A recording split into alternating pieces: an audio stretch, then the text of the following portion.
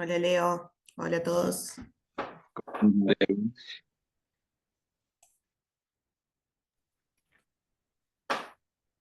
¿Todo tranquilo? ¿Me escuchás ahí? Y te escucho, perfecto. ¿Cómo estás? ¿Todo bien vos? Bien, todo en orden. Un poco Cinco madrugada. congestionada, así que me van a tener que escuchar con voz gangosa, pero estoy. No hay problema, no hay problema. No sé si querés ir cargando la Dale, perfecto. clase por las dudas, viste que siempre faltan 2 minutos, creo, por ahí, pero vamos a esperar un ratito hasta que se conecten todos. Ahí se ve bien. Dale, perfecto.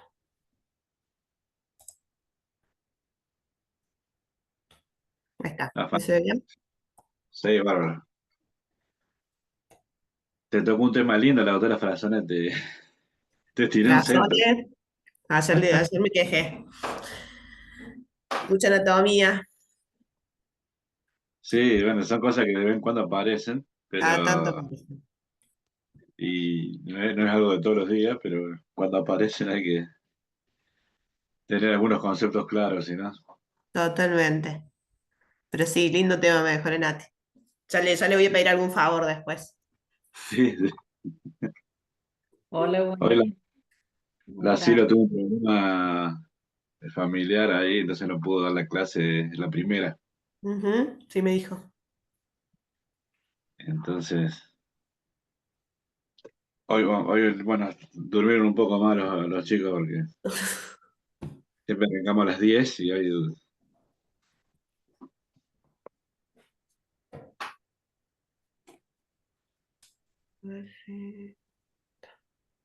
con cámara para que no.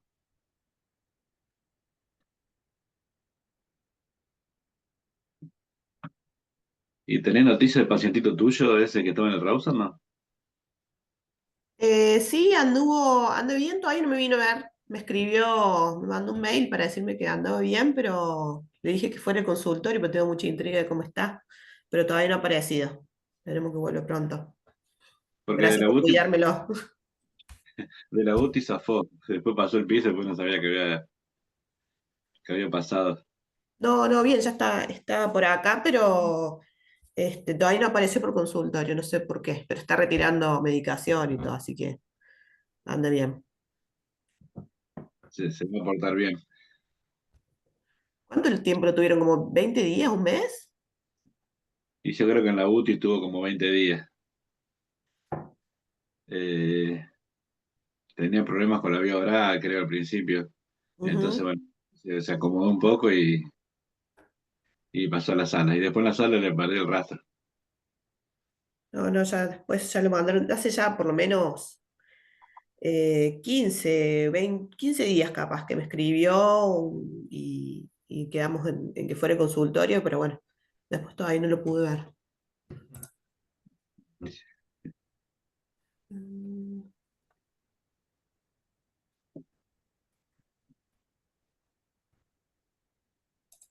¿Y vos, María, estás sola allá en Río Tercero haciendo infecto? Sola, sola, sola. Así que cuando no estoy, ese es el problema, cuando no estoy no queda nadie. Y bueno, por suerte me respetan que si estoy de vacaciones, los pacientes, nadie me molesta en vacaciones, digamos, se derivan. Ya está.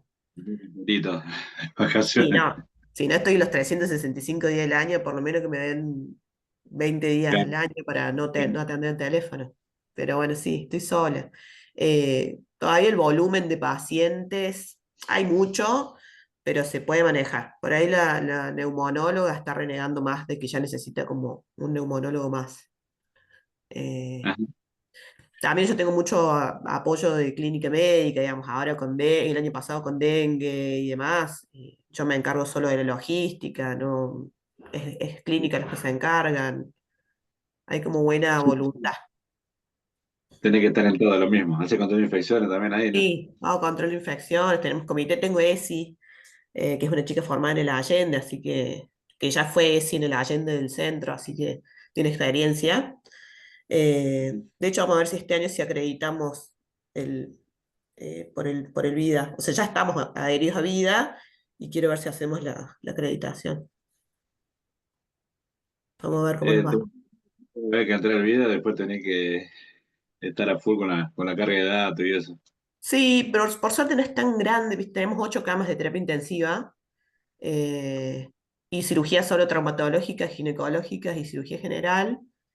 Entonces, bueno, la carga para la ESI no es tan, es trabajo, pero tampoco es tantísimo. Se nos interrumpe con estas cosas, cuando surgen estas cuestiones de dengue y demás, ahí sí somos dos nomás para todas estas otras cuestiones, pero tengo una referente epidemiológica capacitada, entonces las cargas de CISA y todo lo demás, hay una persona específica para eso. Esa referente epidemiológica y un médico que hace tóxicos se encargan de todos los ponzoñosos, entonces hay cosas que descargo por otro lado. Y sí, porque si no sola para todo eso. Sí, no, no, por Eh, suerte tener referente epidemiológico te suma, tener alguien que hace tóxico y se encarga de accidentes ponzoñosos, que acá hay un montón porque zona es serrana, cercana, tenemos bastante. no deben tener tanto escorpionismo, creo, pero. ¿Eh? Ofidio. ¿Tienen escorpiones también? ¿Tienen escorpionismo? Sí, No. muchísimo escorpionismo Uy. y, y accidentes ofídicos también.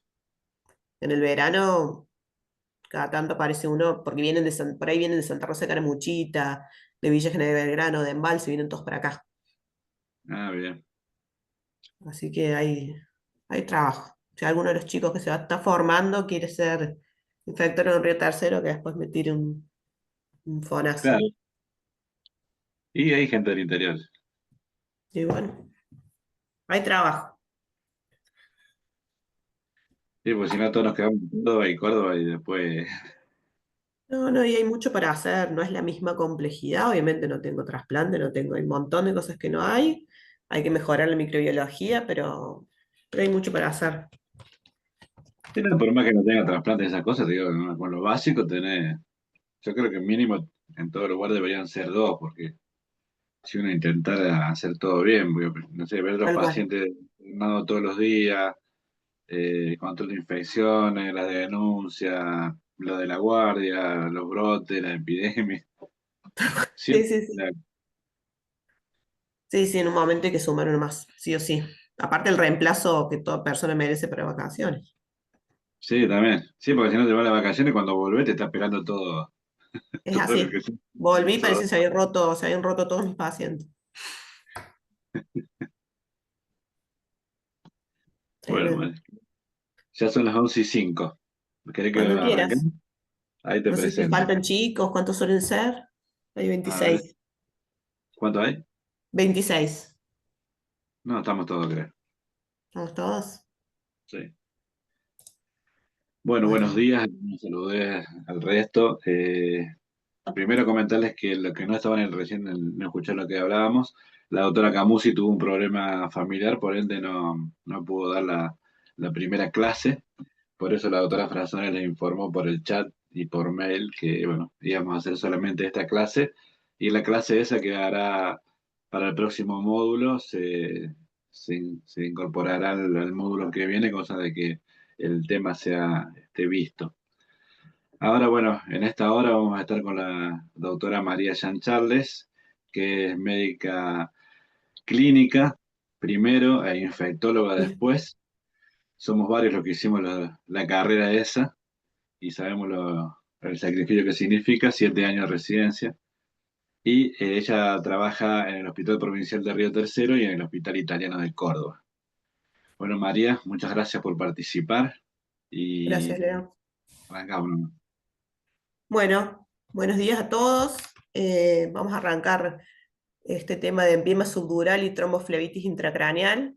Les cuento que va a ser una charla en la que vamos a hablar bastante de anatomía, así que medio con algunos perfiles un poco densos ahí, pero vamos a intentar alivianarlo un poquito, hacerlo lo más potable posible. Bueno, vamos a arrancar con empiema subdural. A ver si pasa la diapo. Ahí está. Bien, necesariamente vamos a tener que recordar algo de anatomía, como les dije. Recuerden que en el cráneo nosotros tenemos la capa más superficial, la piel, obviamente, después tenemos la aponeurosis, el periósteo, el hueso, y por debajo del hueso, las meninges, nos tenemos que ubicar acá en las meninges entre la dura madre y la aracnoides. La colección de pus a este nivel es el empiema subdural, ¿sí? Eh, el empiema subdural constituye entre el 15 y el 20% de las infecciones intracraneales localizadas, y el resto de del porcentaje de las infecciones intracraneales se lo llevan el absceso cerebral, que creo es lo que iban a hablar con la doctora Camusi, el absceso epidural y la tromboflebitis intracraneal, de la cual vamos a hablar también hoy, ¿sí? Estas cuatro entidades de infecciones piógenes del sistema nervioso central constituyen entonces, en el caso del empiema subdural, el 20%, con una mortalidad hoy cercana al 10 al 20%, que ha cambiado mucho desde la era antibiótica, obviamente, una patología que previamente tenía una mortalidad cercana al 100%, ¿sí? Bueno, ¿cuál es la epidemiología y la etiología del empiema subdural? En general está en relación a infecciones de nariz, garganta y oído, infecciones de los senos paranasales casi en un 40 o un 80%. Estos porcentajes se fueron moviendo en los últimos años, hoy están más relacionados a infecciones postquirúrgicas de neurocirugía, pero si sacando lo quirúrgico, las infecciones o las empiemas subdurales están en relación a infección de nariz, garganta y oídos y senos paranasales. ¿Cómo se produce? ¿Cuál es la fisiopatogenia?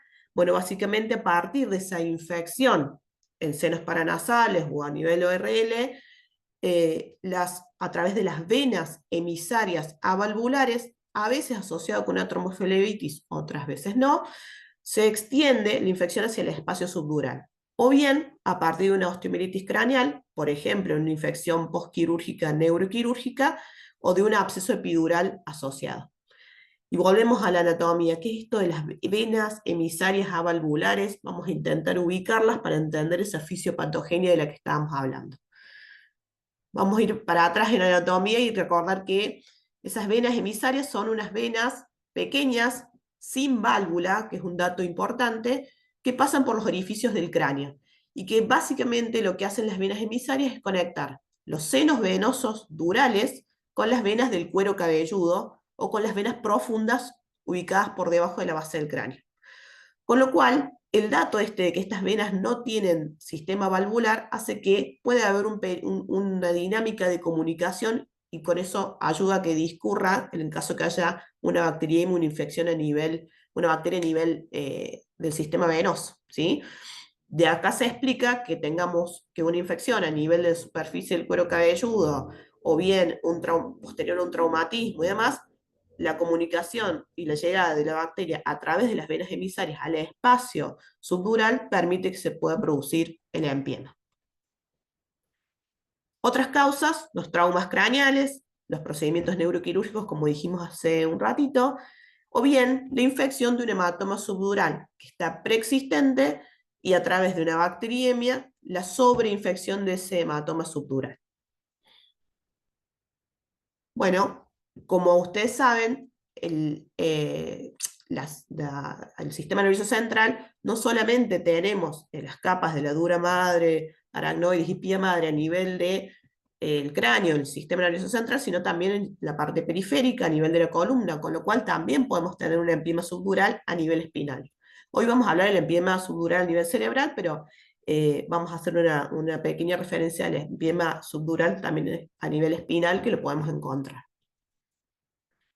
¿Cuáles son los microorganismos, los agentes causales? Bueno, si lo razonamos un poco y hablamos de que está relacionado a infecciones paranasales o de ORL o traumas y demás, de ahí podemos sacar un poco cuáles son los microorganismos más frecuentes. Si vamos al cuadro que está a la derecha, nosotros tenemos que pensar si el sitio original de la infección son los senos paranasales, entonces los microorganismos más frecuentes que podemos encontrar son los estreptococos alfa-hemolíticos, los anaerobios, los estreptococos anaerobios, los estreptococos neumolíticos, el estáfilo, bacteroides, enterobacterias. Todo esto para que ustedes vayan razonando y pensando cuando hablemos de tratamiento, cuáles son las pautas antimicrobianas que me van a decir que les parece que son las indicadas para el tratamiento empírico, ¿no? En el caso de un traumatismo, tenemos que pensar en estáfilo, aureus y epidermidis, METIR, METIS y enterobacterias. Para el caso de las otitis media, los streptoalfa-hemolíticos, y acá tener en cuenta Pseudomonas, dato importante para la cobertura antimicrobiana, tener en cuenta que las otitis, el riesgo de Pseudomonas está presente y nuestra cobertura antimicrobiana tiene que contemplarlo, sin dejar de lado nunca estáfilo, ¿sí? Para las infecciones postquirúrgicas neuroquirúrgicas, obviamente que va a depender un poco de la epidemiología local. Este cuadro es de un artículo del 2007 y los agentes causales que se nombran son Staphylo epidermidis. Hoy creo que la epidemiología de la mayoría de los centros que tengan complejidad para tener neurocirugía implica necesariamente que hay que tener en cuenta bacilos gram negativos y bacilos gram negativos resistentes y multiresistentes en muchos de los centros del país. Si la diseminación es a partir de una bacteriemia y el foco es a nivel respiratorio, pensar en streptoneumonía, en Klebsiella también. Y en el caso de meningitis, los agentes causales frecuentes de meningitis, ¿sí? Tengan en cuenta que en general este tipo de infecciones donde tenemos microorganismos propios de la cavidad oral, de los senos paranasales y demás, si bien pueden tener una predominancia de streptos aerobios, de estáfilo, de bacilos gram negativos, en general pueden ser polimicrobianas y hay que tener en el concepto o en la cabeza para nuestro tratamiento empírico inicial la cobertura de más de un microorganismo, analizando bien el foco primario. ¿Cuál es la clínica del hematoma subdural craneal? Bueno, los síntomas van a ser los propios de una masa ocupante de espacio adentro del cráneo. Entonces, vamos a tener una hipertensión intracraneal, puede haber irritación meningia, inflamación cortical focal, más allá de que tengamos al paciente con fiebre, con cefalea, con trastornos en la conciencia, pero es muy frecuente que encontremos los signos de foco: hemiparesia, hemiplegia, parálisis ocular, disfasia, midriasis, signos cerebelosos incluso también. La presentación va a ser más aguda en aquellos casos en la que la diseminación sea por vía de contigüidad, ¿sí? Y algunos casos se pueden ir presentando en forma subaguda en la medida que ese absceso, ese empiema, va aumentando de tamaño. Pero hay que tener en cuenta que los síntomas son los propios de una lesión que está generando compresión en esta cavidad que es el cráneo, que no tiene espacio para la expansión, ¿no? En el caso del hematoma subdural a nivel espinal, obviamente que la sintomatología va a estar dada por el nivel en el cual tenemos el empiema, el dolor radicular y los síntomas compresivos, según sea dorsal, lumbar, ¿sí? Y es muy difícil de diferenciar clínicamente de un absceso epidural. Obviamente que la clínica la vamos a lograr, lo vamos a lograr diferenciar a través de la imagen, el absceso epidural o subdural en el caso del nivel espinal, ¿no? Bueno, para diagnóstico, un dato que tienen que tener en cuenta es que en este caso la punción lumbar está contraindicada, básicamente por el riesgo de herniación cerebral. Si bien está descrito cómo podemos encontrar el líquido cefalorraquídeo en estos casos, porque más de una vez sucede que finalmente, o porque el empiema es muy pequeño, o por error se terminó haciendo una punción lumbar, pero tampoco hay datos del líquido cefalorraquídeo que sean patognomónicos necesariamente de que esto es una empiema subdural. No es el método diagnóstico para una empiema subdural. Podemos encontrar pelocitosis, hiperproteinorraquia, pero no es el método en el que ustedes tienen que pensar. Sí, como primera etapa, a veces podemos tener una imagen radiográfica del cráneo con signos de sinusitis o de una osteomielitis asociada, depende del caso, pero los métodos de elección van a ser la tomografía contrastada y la resonancia con gadolinium. En el caso de la tomografía contrastada, tener en cuenta que lo que vamos a encontrar es un área hipodensa, semilunar, por debajo de la bóveda craneal, con efecto de masa muchas veces, otras veces no, depende del tamaño, según la evolución de la enfermedad también, y que realza con el contraste. La resonancia es de mucha mayor utilidad porque sí podemos detectar, por ejemplo, empiemas en base de cráneo que la tomografía tiene más dificultad para encontrar. Métodos diagnósticos entonces, los métodos de imagen, ¿sí? Dentro de los métodos diagnósticos, incluido dentro del tratamiento, está el drenaje de ese empiema subdural. Para nosotros tener diagnóstico etiológico, pero también con fin terapéutico, necesitamos que ese empiema subdural se drene, ¿sí? Entonces, paciente con la clínica correspondiente o con la clínica de sospecha, nuestro método es el diagnóstico imagenológico. El laboratorio no va a arrojar datos específicos, podemos encontrar leucocitosis, podemos encontrar PCR aumentada, pero al ser una infección localizada y contenida a nivel del sistema nervioso central, puede que no encontremos grandes datos o datos de demasiado interés a nivel del laboratorio general, y los hemocultivos muy probablemente sean negativos, no es una infección que sea en un principio sistémica, ¿sí? Así que si bien el laboratorio es un método de apoyo, los hemocultivos, la tasa de aislamiento va a ser baja, nuestro pilar de apoyo va a ser la imagen tomográfica o de resonancia, y después el método de diagnóstico etiológico, que es la toma de muestra, que además sirve como terapéutica.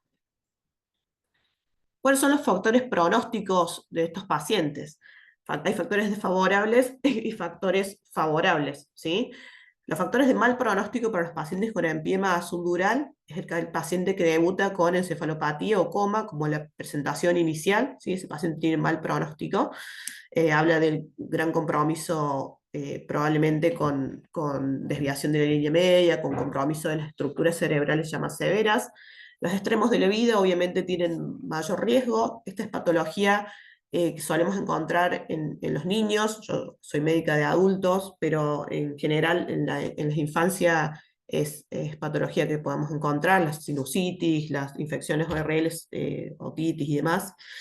El retraso en el inicio de los antimicrobianos. Un empiema subdural es una urgencia infectológica. Hay que drenar e iniciar antibiótico en forma temprana, con el esquema adecuado en forma temprana, con buena llegada a nivel del sistema nervioso central. El hecho de tener cultivos negativos también es un factor de mal pronóstico para los pacientes. La dificultad para dirigir un tratamiento que tenemos que sostener por lo menos por 3, 4 semanas y a veces más. Trabajar a ciegas es una de las peores situaciones frente a las cuales podemos estar como infectólogos. Lo favorable es tener aislamiento microbiológico, el hecho de que el paciente sea sometido a tiempo a una craniotomía, mucho más la craniotomía que el drenaje, solamente drenaje percutáneo, digamos, a través de un trépano, porque la craniotomía permite el lavado de la zona, la correcta toilette de la zona, así que tiene mejor pronóstico de la cirugía abierta. Tratamiento precoz, obviamente que es de buen pronóstico, y el estado de conciencia del paciente, el estado de alerta del paciente es un factor favorable. Bueno, como les decía recién, es una urgencia médica y la estrategia de tratamiento es médico-quirúrgica combinada, sí o sí. Hay algunos reportes de tratamiento solo médico en algunos empiemas subdurales pequeños, sin efecto de masa, sin alteración de la conciencia, con tratamientos prolongados antibióticos, pero como les decía, no tener aislamiento microbiológico, tratar a ciegas y tratar sin drenar no es de las mejores situaciones, si bien van a encontrar reportes de la bibliografía de algunas pautas de tratamiento sin drenaje. Pero en general, la estrategia es médico-quirúrgica combinada. El tiempo del antimicrobiano, después de que se drenó, son 3 a 4 semanas, y si nosotros tenemos en este caso una osteomielitis asociada, en general hay que prolongar los tiempos de tratamiento, a veces hasta 8 semanas, depende del caso, depende del microorganismo. Siempre las infecciones estafilocóxicas, por la capacidad del estáfilo de generar biofilm, hay que prolongarlo un poquito más. En función de lo que hablamos hasta ahora, a ver si yo no sé si se van a animar a abrir los micrófonos, pero por el chat me podrían decir cuáles les parece que podría ser el esquema empírico inicial para un paciente con un empiema subdural que parte originalmente de una infección a nivel de senos paranasales. A ver si se animan y si Leo me ayuda leyendo ahí el chat. Yo voy a tratar de leerlo. A ver, voy a tratar de leerlo, ya, me fijo. A ver si alguien se anima a tirar un esquema empírico inicial. Vimos el grupo de microorganismos que hay que tener en cuenta, o si se animan a abrir micrófono. Así razonamos un poco sábado a la mañana. No Para que tengan no. miedo de pifiarla, ¿eh? Yo también fui alumna del trienal y le he pifiado. O le he pegado por ahí. A ver, buenos días, ¿no? Alguien que se anime a abrir micrófono o poner en el chat. Ceftriaxona banco, miran por ahí, banco ceftriaxona. ¿Qué más? ¿Quién da más?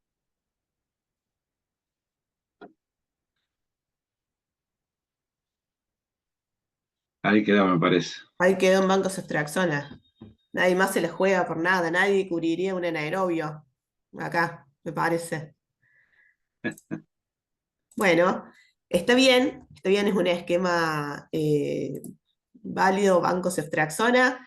Ceftriaxona, obviamente, acuérdense que es un muy buen esquema de tratamiento para pensarlo, porque en dosis alta tenemos cubierto también el sistema nervioso central correctamente, cefepime también podría ser una opción, y yo le agregaría cobertura antianaeróbica, sobre todo cuando tenemos compromisos en los paranasales, no por ahí es valorable, depende del caso, pero está perfecto. Recuerden usar las dosis adecuadas de los antimicrobianos, dosis de carga de la vancomicina y dosis kilo peso también de la vancomicina. eh, y me dice por los parámetros PKPD para saber si estamos en rango adecuado. Pero en términos generales, un esquema que van a encontrar incluso en el Sanford también, es banco ceftriaxona y metronidazol para cubrir los microorganismos de los que estuvimos hablando. ¿Sí? Está perfecto, chicos. No sé si alguien más había agregado algo. No. Metronidazol, perfecto. Ahí Leticia agregó el metronidazol. Sí, le agregó mi primera. Bien, bueno, eso para cerrar un poco lo de empiema subdural. Entonces, no sé si hasta ahí alguna duda o pregunta. Así pasamos a la tromboflebitis supurativa. No tengo problema que me interrumpan. Creo que aquí Eh, no, María, el tema también que bueno, va fuera de lo médico es la, la interacción con el neurocirujano, sí, porque y, estamos siempre desencontrados, por ahí vamos nosotros a la terapia, porque el paciente está en la terapia y el neurocirujano va después, por ahí hay cosas, por ahí se coincide, por ahí no lo quieren punzar y uno no entiende muy bien por qué. sí, Pero bueno, como es la estrategia es médico-quirúrgica, si no se drena el absceso, por más chico que sea, y aparte creo que es el gesto para obtener el rendimiento microbiológico más importante, porque uno puede hacer totalmente, hemocultivo, etcétera, pero obtener la muestra antes de iniciar, ese es el tema, antes de iniciar el antibiótico. totalmente. Eh, lo que implica tener un servicio que pueda, de neuroquirúrgico que pueda realizar la intervención las 24 horas, ¿no? Tiene también esas complejidades. Sí, por eso el detalle que es una urgencia médica, ¿no? No importa la hora, este no es el paciente para esperarlo hasta mañana que venga el neurocirujano a las 8 y empiece a discutir si quiere o no quiere punzar. Hay una tendencia a la negativa, tienen algunos mitos de que creen que van a meter otro germen en el empiema, todas esas discusiones las van a tener.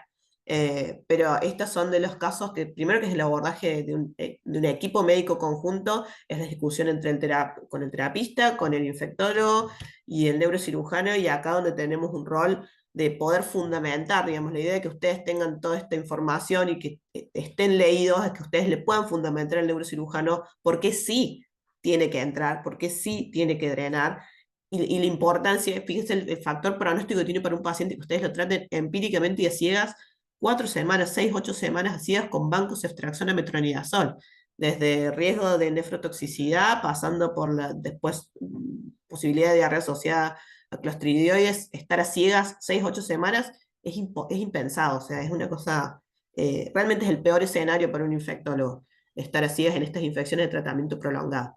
Así que el concepto, sí, yo creo que es importante reforzar que esto es un equipo de neurocirugía más infectología, ¿no? Trabajarlo conjunto. No podemos hacer nada solos. Hasta que no empecemos a operar los infectólogos, no vamos a poder hacer nada solos. Hola, Sí, de hecho, Eh, hola, Mari, buen día. bueno, Nati, ¿Cómo les va? Buenos días a todos. Una cosa más es pensar en esto, en que después tenemos, cuando el paciente esté estable, es la internación domiciliaria, ¿no? Que sería casi imposible mandar un paciente con banco.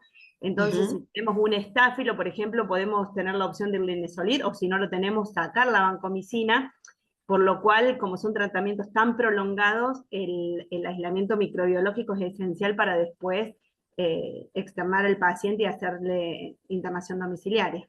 totalmente, totalmente. Son las cosas con las que tenemos que lidiar después en la práctica médica.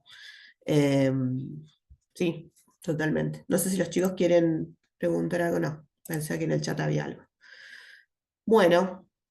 Vamos con la siguiente parte anatómica, que es la tromboflebitis intracraneal supurativa. Dos, Eh, sí, perdón, yo tengo te una escucho, duda. te escucho, Si Denise. tenemos un paciente, ay, perdón, justo hay ruido en la calle.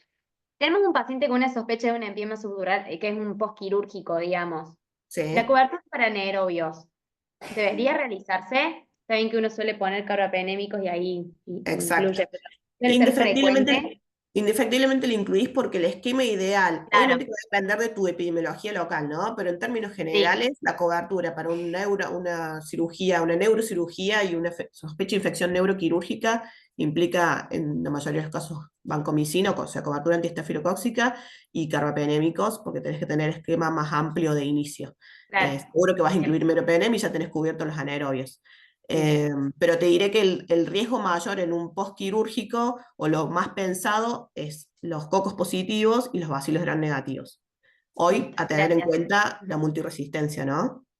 Sí, Tenés que pensar en la epidemiología y por eso es importante que conozcan la epidemiología del centro en el que les toque trabajar.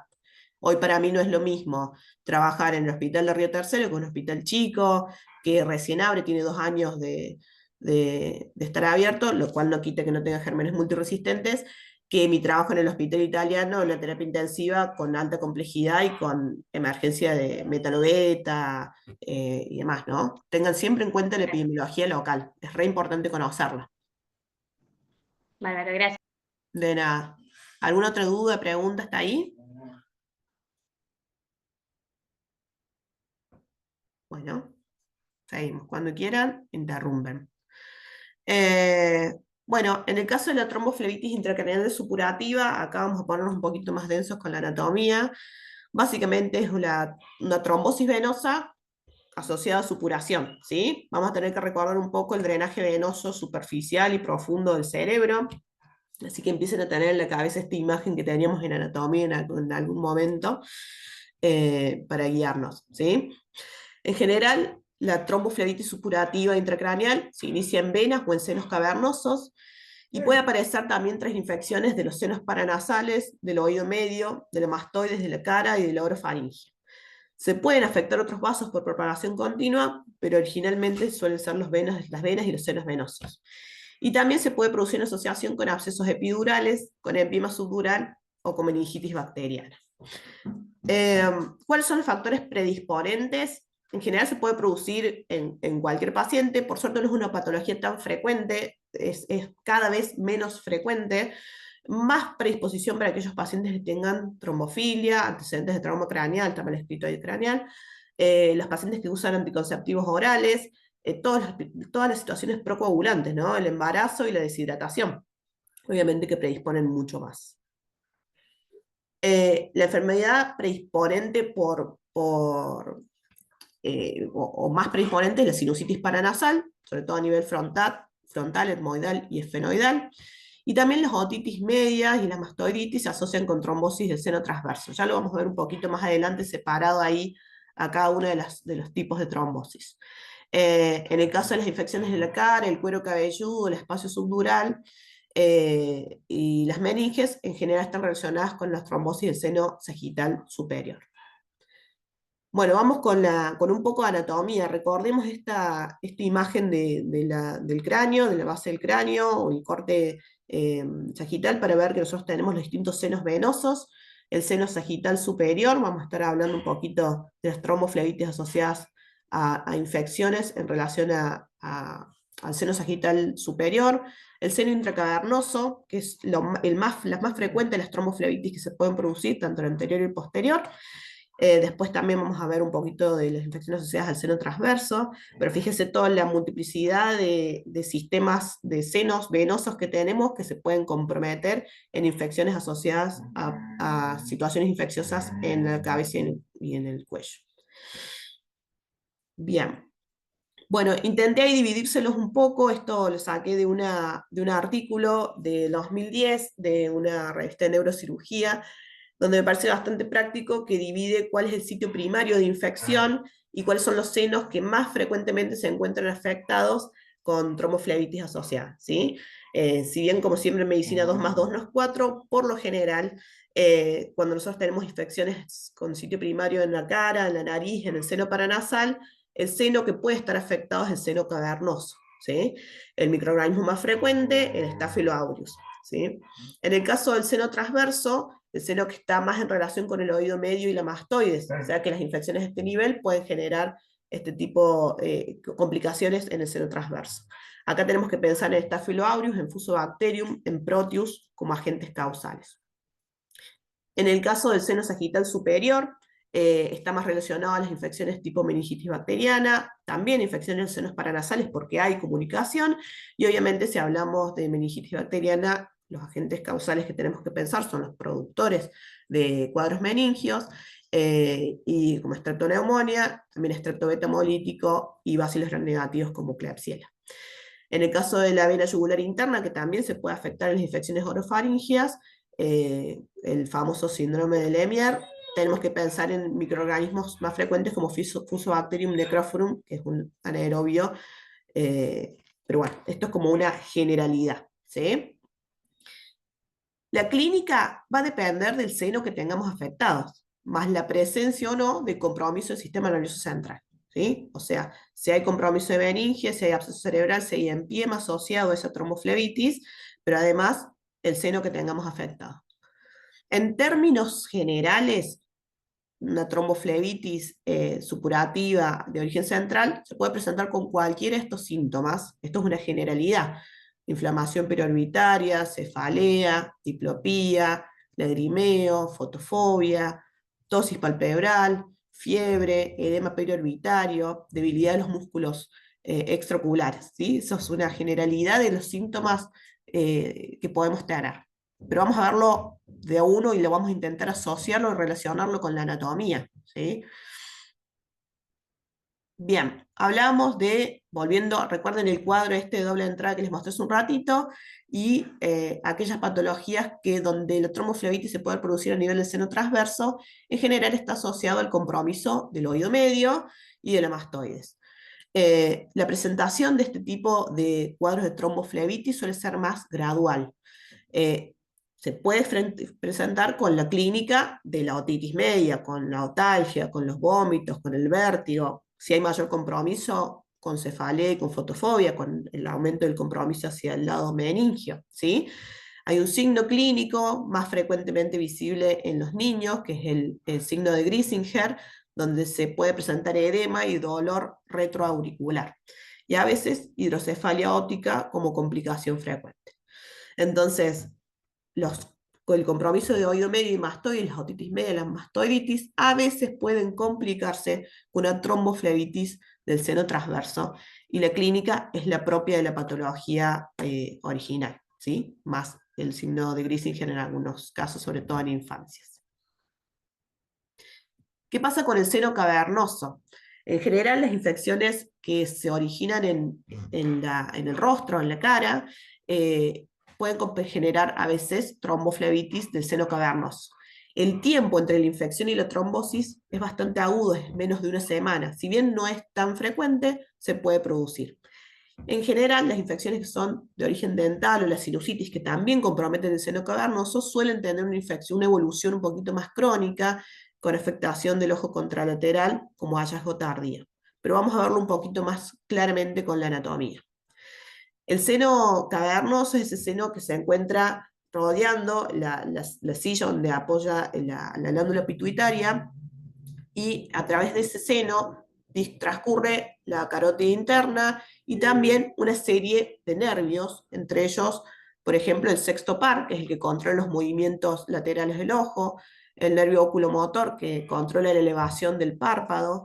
Y entonces, si nosotros tenemos una tromboflebitis a nivel del seno cavernoso, por una cuestión de compresión y afectación de estos nervios, nosotros podemos encontrar en la clínica la afectación del sexto par con la imagen clínica que vemos acá, ¿sí? Recuerden que el retorno venoso de toda la zona de la cara se produce a través de la vena oftálmica hacia el seno cavernoso. Y a nivel de afectación del nervio oculomotor, que es el que se encarga de la elevación del párpado superior, la afectación de este nervio puede generar la tosis palpebral, además de la diplopía, como otros síntomas de los cuales estuvimos hablando previamente. La patología que más frecuentemente vamos a encontrar es el compromiso del seno, o la más frecuente de todos los tromboflebitis es la del seno cavernoso, y esta es la clínica que podemos encontrar frecuentemente. Diagnósticos diferenciales, un montón, desde la celulitis preseptal, pasando por patología incluso propia motora de únicamente compromiso ocular. Pero el contexto del antecedente, una infección, una sinusitis, un cuadro de una celulitis previa facial y esta clínica acompañante nos tiene que hacer sospechar la posibilidad de una tromboflebitis supurativa del seno cavernoso. Bien. Bueno, ¿qué pasa con el seno petroso inferior? A diferencia del seno cavernoso, lo que genera es dolor facial, pero no contralateral, sino ipsilateral, del mismo lado. Se llama síndrome de Gradenigo. Es un dolor intenso facial ipsilateral con afectación del músculo recto lateral, ¿sí? Con lo cual genera la clínica que vemos en la fotografía, ¿sí? Toda la clínica que vemos es asociada al compromiso y por la comunicación que tenemos acá anatómica o la cercanía anatómica que tenemos de los nervios, de los músculos, de las irrigaciones y las inervaciones. A nivel del seno sagital superior, lo podemos ver asociado a meningitis, es lo más frecuente, o a compromiso de los senos paranasales.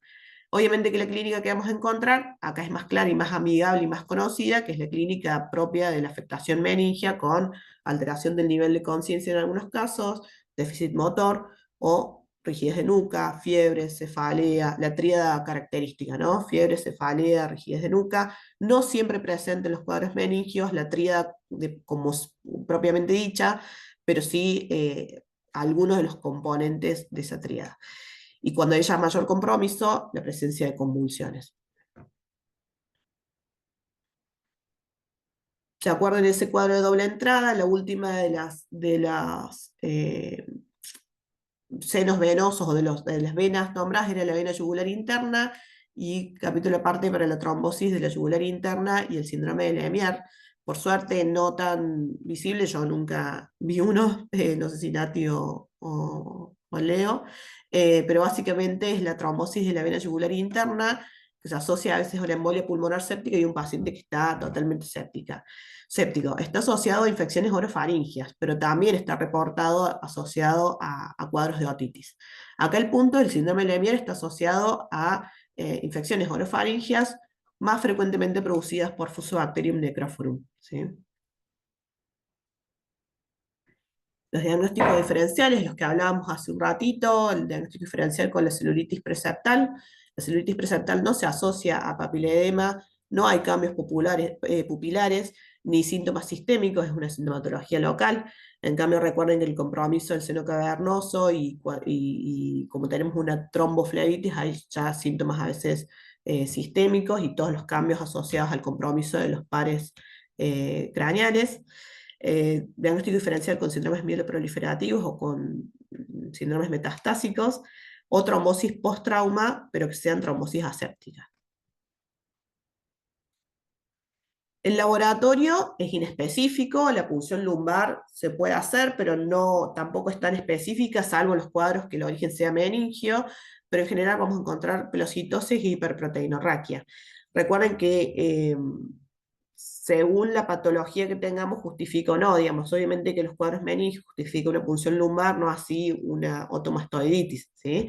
Los hemocultivos, como hay una tromboflebitis, tenemos más chances que sean positivos y es un buen método diagnóstico para intentar aislamiento microbiológico en estos casos. Y la resonancia es el método de elección, idealmente una angioresonancia, donde vamos a poder ver los signos propios de la trombosis. El tratamiento, como toda infección que compromete el sistema vascular, es por lo menos 4 semanas de tratamiento endovenoso. El tratamiento de elección va a depender del foco primario, ¿sí? Vamos a volver a echarlo un ratito. En términos generales, ¿cuáles les parece que puede ser el esquema de tratamiento inicial en caso de que uno sospeche una tromboflebitis del seno cavernoso en un paciente que tiene el antecedente de una celulitis facial, por ejemplo. Vamos a abrir ahí el chat y el que se anime a decirlo por micrófono. Ahí me fijo. Y por lo que dijimos, teníamos que cubrir Staphylo aureus, así que banco seguro. Ujú, Y entiendo que estreptococos también, así que podríamos agregar la ceftriaxona. perfecto. Y ahí me quedo. Muy bien, muy bien. Es una muy buena opción. Acá tenemos una variedad de posibilidades porque podemos tener una otomastoiditis, podemos tener como origen una celulitis facial, podemos tener como origen un cuadro meningio. eh, Así que, pero en términos generales, pensar en cubrir estáfilo, cubrir estrepto, cubrir, si hay una otomastoiditis, también cubrir pseudomonas, que está cubierta con el esquema que dijiste. Y voy a hacer la salvedad de que cuando hay sospecha de un origen odontogénico, como foco primario, que después puede haber generado un cuadro de compromiso ya mayor, sinusoidal y demás, hay que pensar en los anaerobios sí o sí y agregar metronidazol. Pero bancos, ceftriaxona, bancos, cefepime, son esquemas que están correctos como para pensar en un esquema empírico inicial. Siempre les insisto, recuerden usar los antimicrobianos en las dosis adecuadas, con sus dosis de carga, con su dosis de mantenimiento para la banco, y la ceftriaxona usarla en dosis alta en este caso, sobre todo cuando obviamente hay compromiso meningio. Y hablamos de que hay una tromboflebitis y lo primero que uno piensa es que entonces hay que anticoagular a este paciente.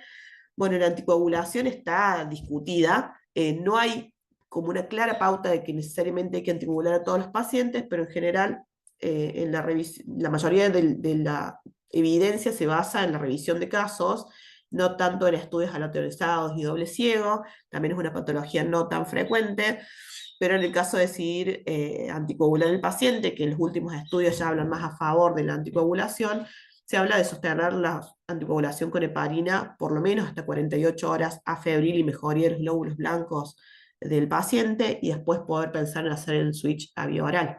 Misma situación, este paciente, a diferencia de lo que hablábamos del empiema, por ahí vas a pasar más tiempo con tratamiento endovenoso, por ahí podemos pensar en un home care en algún momento, pero es más complejo. Eh, Tiene asociado el tratamiento potencialmente anticoagulante. En un resumen de el manejo de la tromboflebitis supurada, hablamos de que es importante la estabilización y la resucitación temprana de este paciente, un paciente en términos que está séptico, es importante. El antibiótico terapia endovenosa que tiene que empezar tempranamente en forma empírica y después poder dirigir el antibiótico terapia una vez que tenemos diferenciado el microorganismo. La duración en este artículo, que es de 2016, habla de 3 a 8 semanas. Ese amplio rango depende de cuál es el foco de origen, ¿no? Si tenemos una osteomelitis, si tenemos una meningitis, si tenemos estáfilo, si tenemos pseudomonas, si hay una otomastoiditis.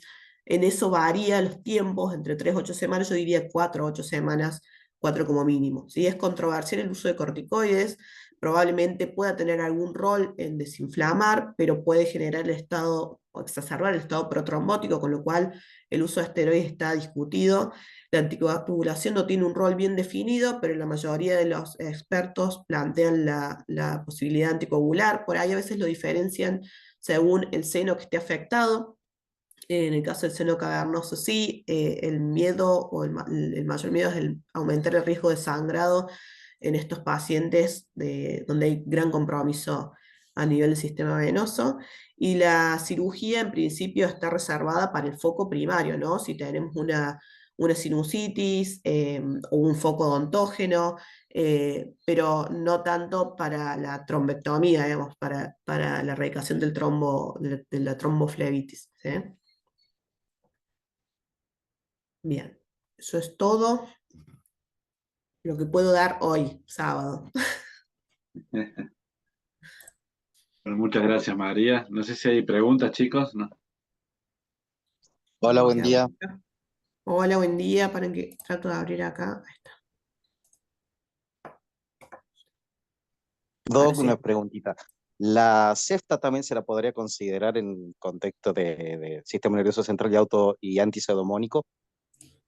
Se podría pensar, yo la verdad que preferiría usar ceftriaxona como esquema inicial, todo depende del foco, ¿no? Pero prefiero, me parece que ceftriaxona tenemos más asegurada la buena llegada al sistema nervioso central. No sé qué Gracias. opinas vos, Leo. No, estoy completamente como lo decís. Prefiero la separa cuando hay que cubrirse pseudomonas, por ahí si hay calidad que puede ser eso, ceftazidime, pero si no, ceftriaxona. Ujú, Sí, sí, la pregunta era justo más que todo en contexto de pensando pseudomonas. bien. Es por eso, si depende del foco, si hay alta sospecha que puede ser una pseudomonas, que todo ahí es al principio como una incertidumbre grande, ¿no? Cuando uno tiene el germen en la mano es mucho más fácil. Pero no es una patología muy frecuente, pero en el tratamiento empírico habitualmente usamos ceftriaxona, banco, metronidazol, a no ser que sea, bueno, también depende del foco de origen, si es una celulitis facial o si es un foco odontógeno o una automastoiditis. Pero habitualmente ese es el esquema. Ahora, si hay sospecha de que puede haber alguna cuestión quirúrgica previa a la tromboflebitis, entonces por ahí ceftacidima podría ser o directamente utilizar un carbapenem. Sí, sí, o bueno, por ahí, a veces en el historial de evolución de ese paciente es una celulitis que por ahí a veces iniciaste porque venía en el ambulatorio con ciproclinda y qué sé yo, y uno empezó cuando se internó con banco piperotazo o empezó con, en general a veces ya le empezaste con cobertura antipseudomónica por ahí porque le pusiste piperotazo, porque ya venía tratado y sin respuesta, ¿no? Porque lo que vemos en la realidad es que muchas veces, yo lo veo mucho acá en el interior, eh, a veces las celulitis faciales digamos, las menosprecian bastante y les ponen tratamientos empíricos orales y ya vienen con una pauta antimicrobiana de fallos a los tratamientos, entonces por ahí empezamos con el esquema más alto inicialmente, ¿no? Yo a veces empiezo con banco piperotazo porque ya le dieron con cipro y con clinda y con amoxiclav. Bueno, después puedes tener estas complicaciones de la tromboflebitis como para pensarlo, ¿no?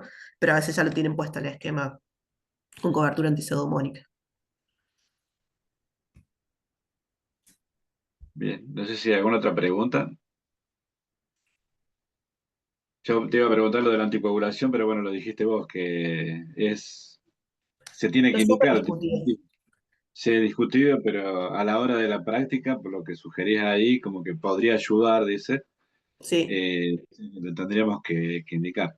Aunque muchas sí, veces esta decisión en los hospitales grandes se la dejamos a los hematólogos, que son los que totalmente. van seguimiento. Pero bueno, Y por lo que ahí no está es. bien claro que ponen que, bueno, sí, bueno, heparina eh, de bajo peso molecular y como primera etapa, y sí sostener, si se decide, incluso en Sanford está descrito así, si se decide que se va a anticoagular, sostenerlo 48 horas más con heparina hasta que deje de tener fiebre y que se regularice, que uno sepa que está estable, y recién ahí empezar a pensar en cumarínicos, lo que uno vaya a decidir para dejarlo anticoagulado vía oral, ¿no?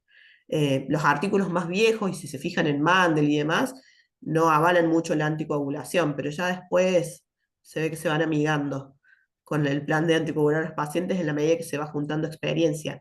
Ahí les voy a pasar la bibliografía, hay un artículo que hacen un review de 10 años de casos de tromboflebitis y en ese análisis terminan llegando a la conclusión de que potencialmente la anticoagulación sea favorecedora para estos pacientes.